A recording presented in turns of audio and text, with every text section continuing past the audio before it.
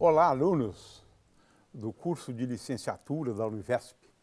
Hoje nós vamos falar de um tema muito caro à física moderna, que é aquela parte da física que incorpora a teoria quântica e a teoria da relatividade. Vamos falar também de um tema muito importante na física clássica, que é ondas eletromagnéticas. Vamos começar falando de fótons. Ora, o fóton é uma das 61 partículas elementares, de acordo com essa tabela, de acordo com esse quadro que temos aqui à direita, mas é uma partícula muito singular. Ela não tem massa. Isso existe? Existe, sim. É quase que a partícula única sem massa. Até algum tempo atrás, achávamos que os neutrinos também seriam destituídos de massa. Isso não é verdade. Mas sabemos disso. O Prêmio Nobel de 2015 foi dado para aqueles que perceberam, descobriram que os neutrinos têm massa. Muito pequena, mas tem massa. Ora, fóton, portanto, é uma das partículas ditas elementares, tida como uma partícula eterna de massa zero e praticamente a única que a gente pode ver pelo universo e destituída de massa, já que os gluons também não têm massa, mas eles não podem existir isoladamente. Muito bem. O universo como um todo está num banho, essa é uma boa palavra, sim, de fótons. Esses fótons foram detectados, ou essa radiação, conhecida como radiação cósmica de fundo, foi detectada em 1968 e Penzias e Wilson ganharam o Prêmio Nobel por isso. O fato é que estamos imersos num banho de fótons. E esses fótons têm uma origem primordial. Sim, são aqueles fótons que estavam presentes na sopa cósmica bem no início do universo. De forma que temos um número de fótons muito abundantes no universo. Temos 1 bilhão de fótons para cada próton, por exemplo. Com isso, nós temos uma ideia, não é, da relevância dos fótons em relação ao universo, à evolução do universo. Ora, os fótons foram propostos, descobertos, de certa forma, por Albert Einstein. Ele ganhou o Prêmio Nobel por isso.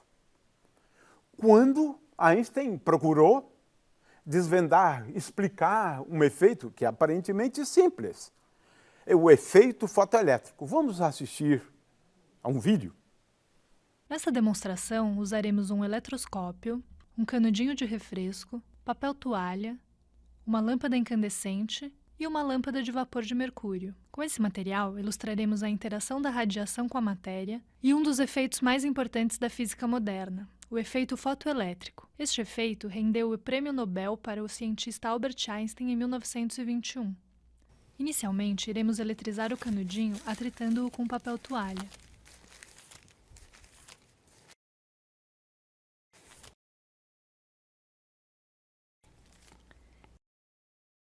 Em seguida, carregaremos um eletroscópio por contato, transferindo parte das cargas do canudinho. Neste caso, o eletroscópio se eletriza com cargas de mesmo sinal do canudinho. Ao ligarmos uma lâmpada incandescente de alta potência, verificamos que nada acontece e o eletroscópio continua carregado. Porém, quando ligamos uma lâmpada de vapor de mercúrio que emite radiação ultravioleta sobre o eletroscópio, ele se descarrega imediatamente. Apesar da lâmpada de vapor de mercúrio possuir uma potência elétrica muito menor comparada com a lâmpada incandescente, ela emite um tipo de radiação cuja energia dos fótons é muito maior. Este efeito, antes não compreendido, foi explicado por Einstein. A energia dos fótons depende da frequência da radiação. Quanto maior a frequência da onda, maior a energia. Por exemplo, os fótons da luz violeta têm mais energia do que os fótons da luz vermelha, pois a frequência da luz violeta é maior do que a frequência da luz vermelha. Dessa forma, os fótons da radiação ultravioleta, por possuírem mais energia, conseguem arrancar os elétrons da placa metálica do eletroscópio, ao contrário da lâmpada incandescente, que emite radiação infravermelha. Pode-se constatar, portanto, que o canudinho estava eletrizado com cargas negativas, ou seja, com excesso de elétrons. Para provar, podemos eletrizar o eletroscópio por indução, apenas aproximando o canudinho do eletroscópio, sem encostar, e em seguida, tocar o outro lado do eletroscópio com um dedo, que serve de terra. Por este processo de eletrização, o eletroscópio se eletriza com cargas de sinal oposto ao do canudinho, ou seja, com cargas positivas. Assim, ao incidirmos ultravioleta sobre o eletroscópio, ele não se descarregará, pois estará com falta de elétrons para serem arrancados pelos fótons. Ora, o que nós temos aí, ao incidir luz sobre determinados materiais, a luz arranca fótons, ou melhor, a luz arranca elétrons. Einstein interpretou esse fenômeno como sendo uma consequência da natureza corpuscular da luz. Por quê?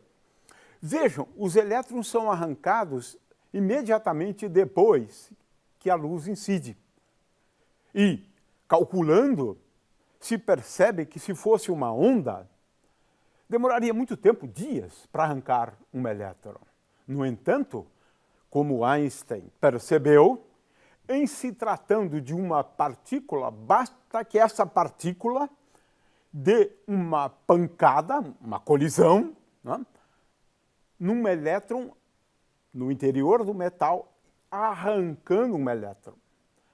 Ou seja, esta partícula se comporta como uma espécie de bola de bilhar. E essa foi a grande sacada de Einstein.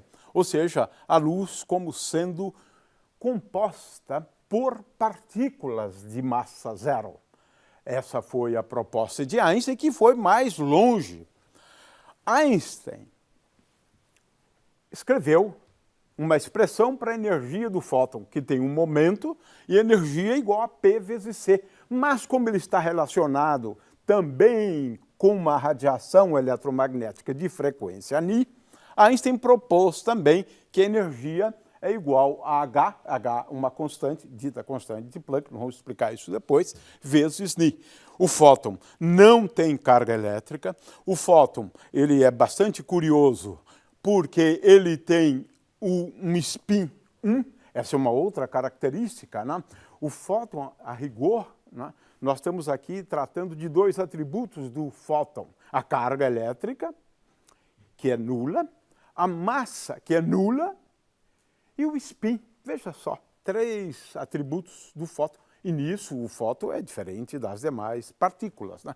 E temos experiências, né, que a gente pode comprovar e, basicamente, uma propriedade da luz que está associada ao spin, que é a polarização da luz. Não vamos ter tempo aqui para explicar isto, né? E o fóton, em princípio, em meios homogêneos, ele se propaga em linha reta. É assim que a gente começa estudando a ótica geométrica. No entanto, é curioso. Por quê? O fóton pode, ao passar por objetos dotados de grande massa, sofrer um desvio. E esse desvio, por um ângulo, digamos, delta-φ, foi objeto de estudo da teoria geral da relatividade. O fóton pode se curvar ao passar próximo do Sol, como resultado da curvatura do espaço. Isso também foi explicado por Einstein. Mas aqui temos uma coisa absolutamente curiosa e fantástica. O fóton é o campeão de velocidade. Mas, veja, ele é campeão por quê? Não existe nenhum objeto no universo que tenha uma velocidade maior do que a velocidade da luz no vácuo. Nada se propaga com uma velocidade maior do que a velocidade da luz. E essa, por sua vez, impõe limites à velocidade com que eu possa transferir a informação para que eu possa me comunicar com outras pessoas, porque não existe uma velocidade maior do que a velocidade da luz. Isso faz com que exista o que nós chamamos de horizonte, né? Isso em relação ao universo. Se o universo tem 13,7 bilhões de anos, eu não posso ter acesso a uma região do espaço maior do que esse tempo vezes a velocidade da luz. E isso define o horizonte, define um tamanho para o universo. Essa é uma das descobertas também que atribuímos a Einstein. A teoria dele só é uma teoria que a gente possa dizer que é uma teoria que possamos utilizá-la desde que a velocidade do objeto seja menor do que a velocidade da luz.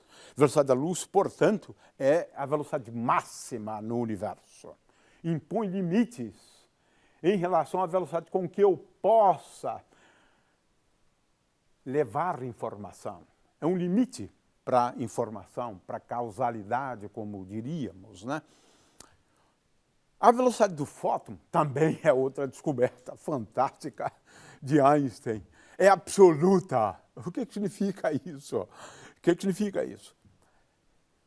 Se eu tenho dois observadores, um dentro do trem e outro fora do trem, e eu tenho uma bola em movimento dentro do trem, o observador externo vai dizer que a velocidade da bola é igual à velocidade do trem mais a velocidade da bola. Olha só que coisa curiosa. Para a luz, isso não é válido. Não é válido. O indivíduo que medir a velocidade da luz no trem, ele vai encontrar um valor e quem estiver fora do trem, o trem em movimento, claro, também vai verificar que esse é o mesmo valor da velocidade da luz. A velocidade da luz tem, portanto, essa característica de ser uma velocidade limite. Aqui temos um efeito Compton. Compton ganhou o prêmio Nobel também por isso, né? Onde um fóton se choca com um elétron e muda o seu comprimento de onda. Ora, aqui tem uma expressão calculada por Compton e ele verificou isso explicitamente, né? E essa variação do comprimento de onda depende do ângulo θ. Esse é um efeito conhecido como efeito Compton, que comprova a natureza, digamos, corpuscular, né, da luz, né, ou da radiação eletromagnética, ou das ondas eletromagnéticas, né. Fótons são as partículas intermediárias das interações eletromagnéticas. E toda interação eletromagnética ela é feita mediante a troca de fótons. Ora, o campo eletromagnético, esse que nós estudamos, ele na realidade está descrevendo uma distribuição de um número muito grande de fótons quando nós temos uma partícula dotada de cargas. O fato é que forças estão, de certa maneira, ligadas, energia potencial e o potencial estão, de certa maneira, relacionados a fótons. Ora, nas reações químicas, por exemplo, né? Aqui eu tenho um exemplo, por exemplo, da clorofila. Em cada reação química, no caso da fotossíntese, e é isso que eu gostaria de destacar agora, em toda reação química, o que de fato comparece, quando a gente escreve mais energia, como temos aqui nessa reação aqui, A mais B mais produtos, mais energia. Essa energia está sob a forma de fótons. É isso mesmo.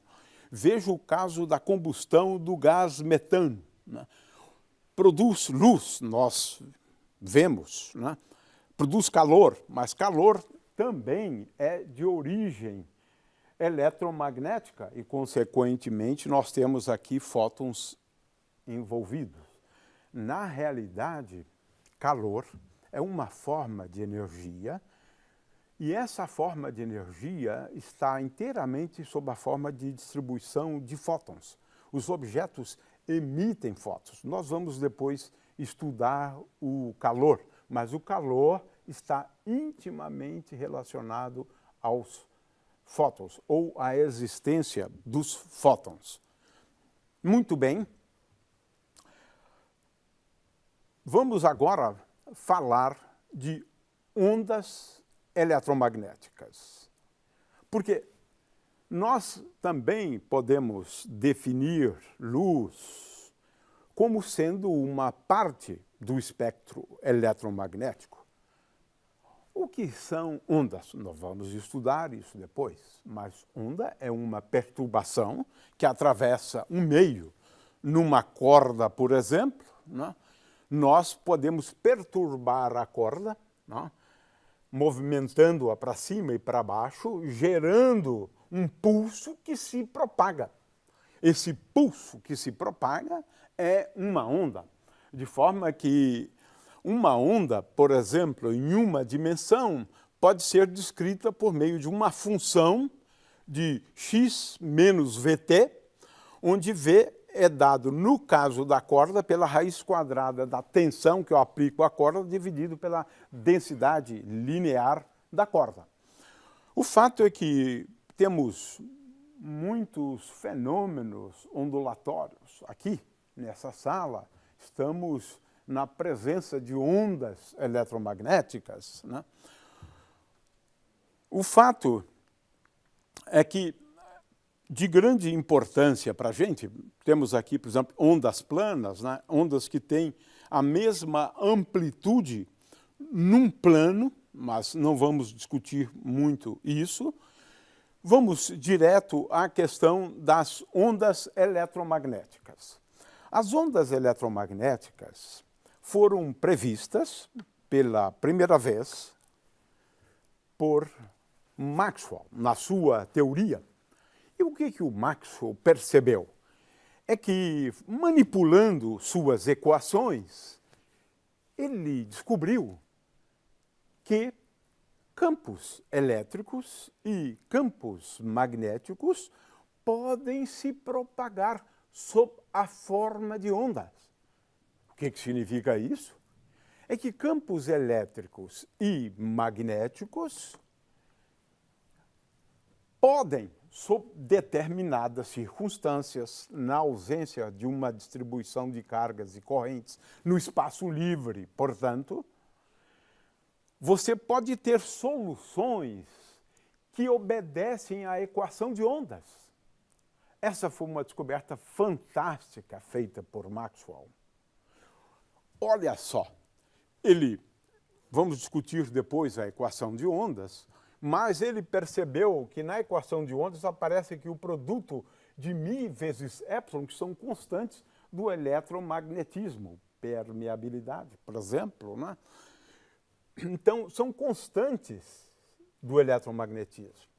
E a velocidade da luz, que é a velocidade das ondas eletromagnéticas, é igual à raiz quadrada de μ vezes n. Ou seja, ele associou uma propriedade associada à luz a propriedades envolvendo constantes do eletromagnetismo.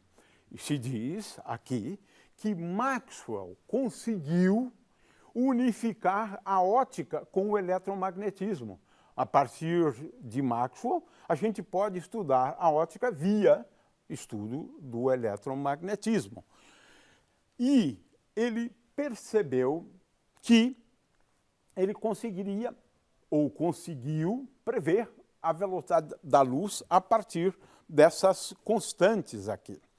O fato é que ele identificou as ondas eletromagnéticas ao perceber que os campos elétricos e magnéticos satisfazem a uma equação das ondas, que no caso das ondas unidimensionais, derivada segunda de U com respeito a x, essas derivadas aqui são conhecidas como derivadas parciais.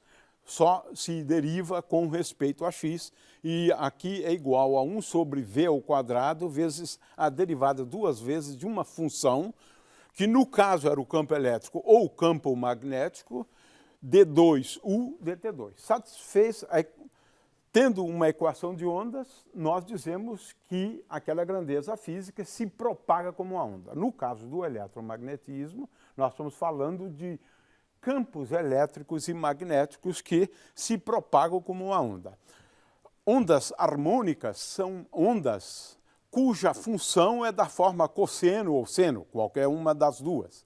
E aqui aparecem duas constantes físicas, K e ômega, né?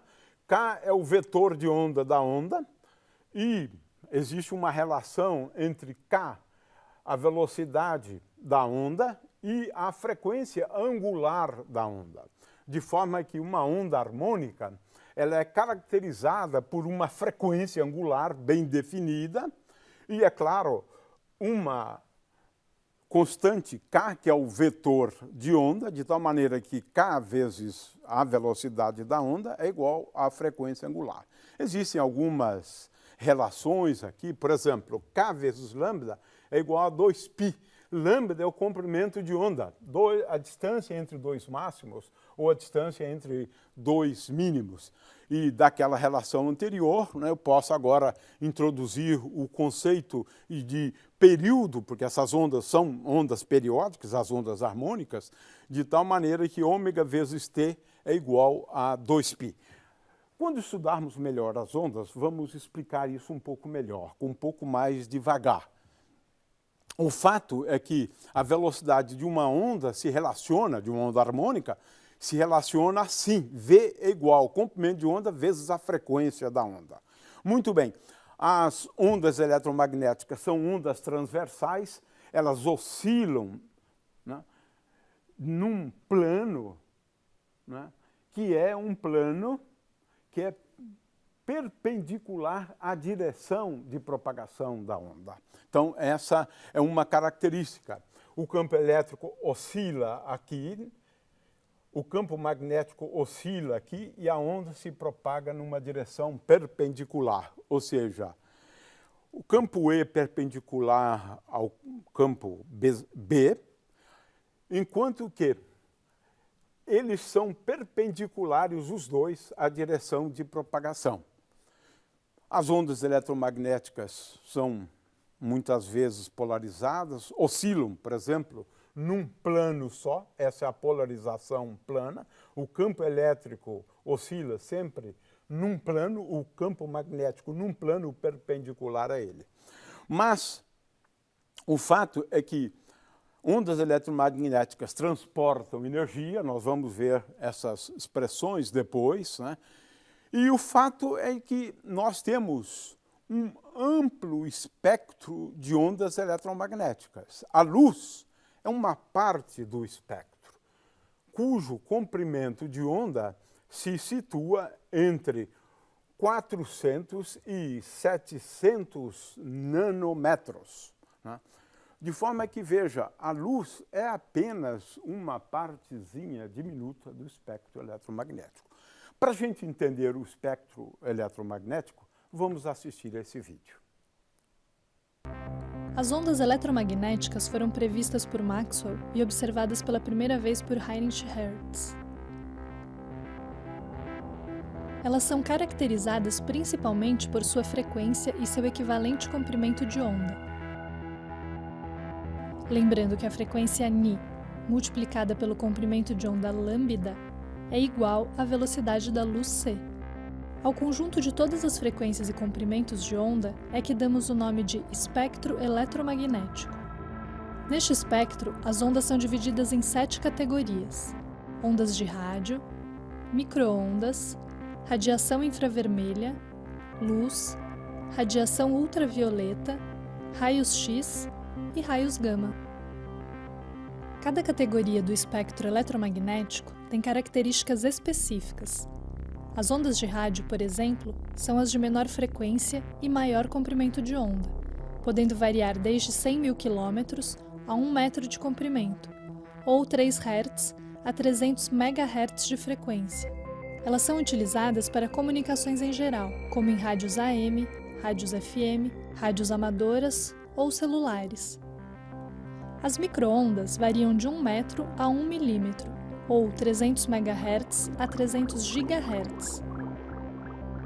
Uma de suas utilizações mais conhecidas é nos fornos de micro-ondas, onde são indicadas por possuírem 3 características.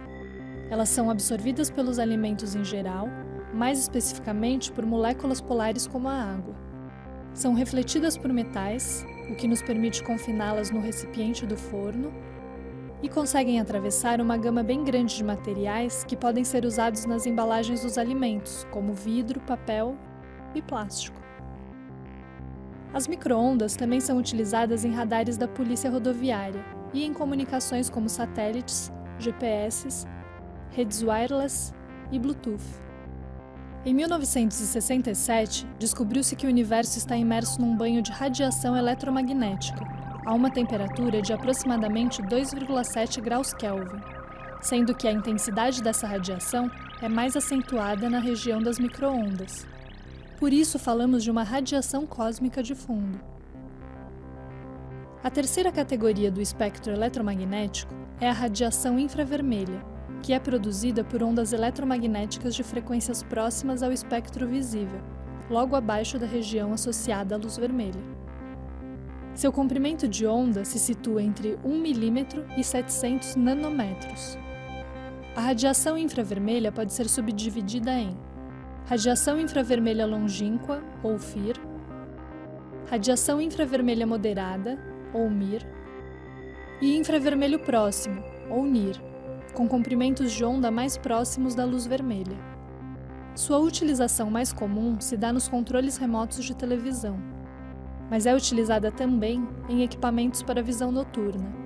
Isso porque o corpo humano emite radiação eletromagnética na região infravermelha a 37 graus Celsius. Assim, ao se detectar a radiação emitida e traduzindo-a em imagens, diferentes cores podem ser usadas para representar as diferentes temperaturas dos objetos.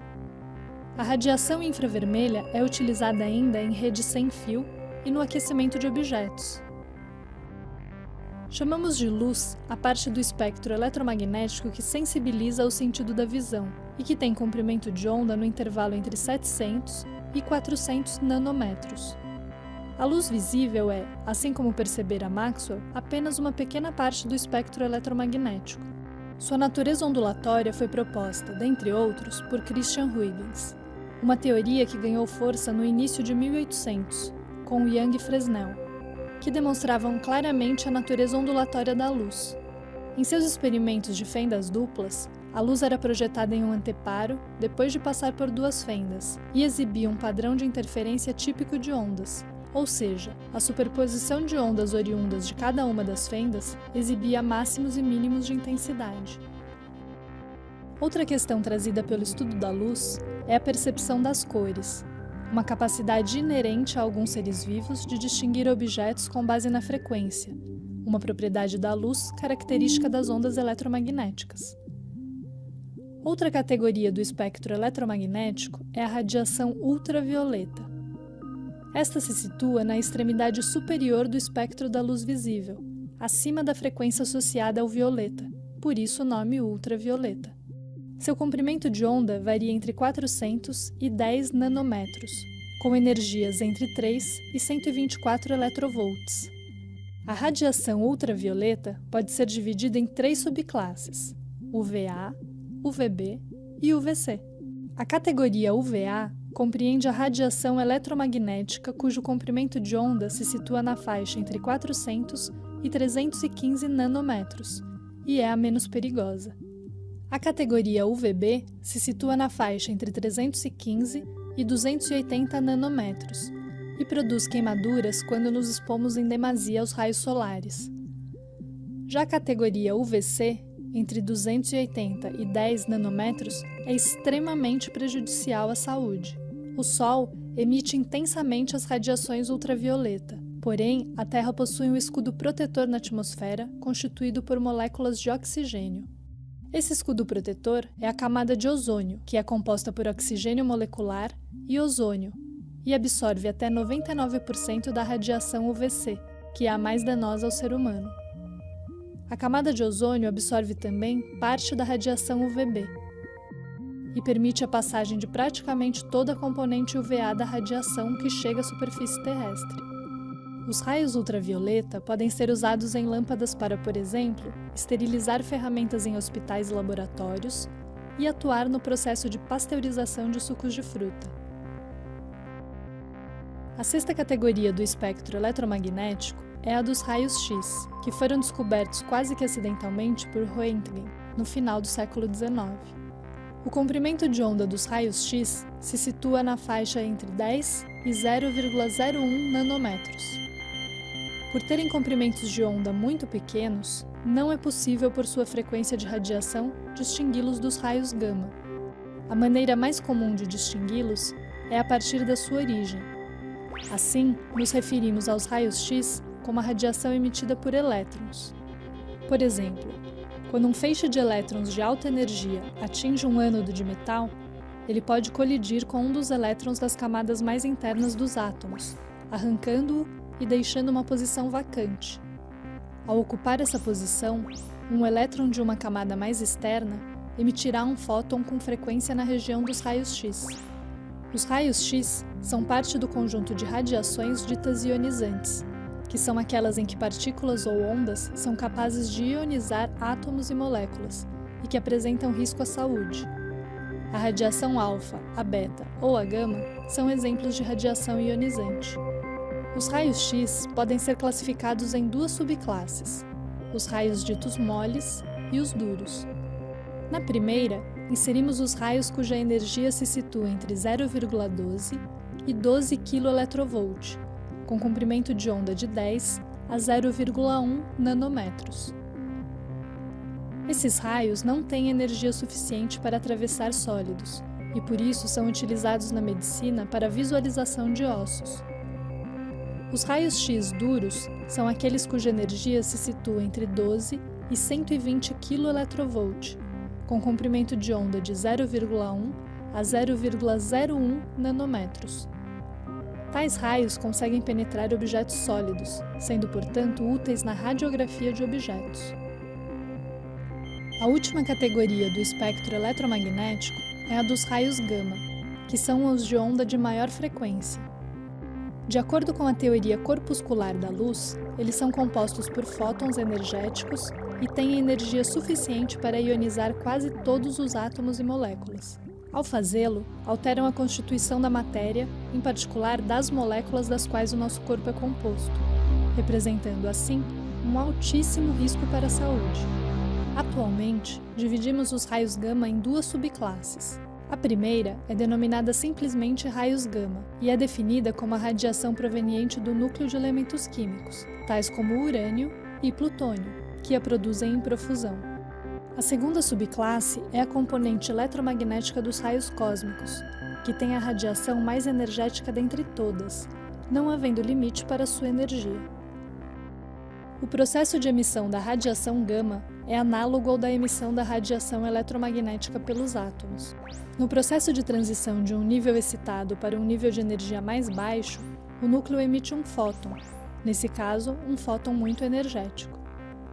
A radiação gama é a mais penetrante de todas, por isso ela representa um risco tão alto à saúde, o que está intimamente associado ao seu grande poder de ionização.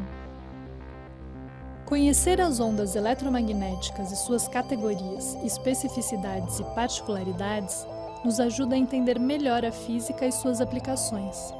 Sejam os raios solares, as ondas dos rádios, os fornos de micro-ondas, os raios X, o wireless ou a série de exemplos que pudemos ver e que estão presentes em nosso dia a dia.